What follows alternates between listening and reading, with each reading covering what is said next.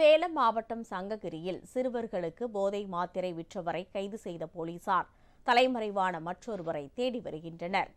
சேலம் மாவட்டம் சங்ககிரி அரசு மருத்துவமனை அருகே இருவர் சிறுவர்களுக்கு போதை மாத்திரை விற்பனை செய்து வருவதாக சங்ககிரியில் கிடைத்த தகவலை அடுத்து காவல்துறையினர் தீவிர கண்காணிப்பில் ஈடுபட்டனர்.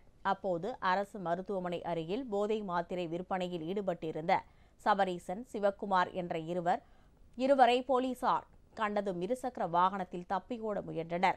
அவர்களை காவல்துறையினர் சுற்றி வளைத்தபோது சிவக்குமார் தப்பி ஓடிவிட்டார்.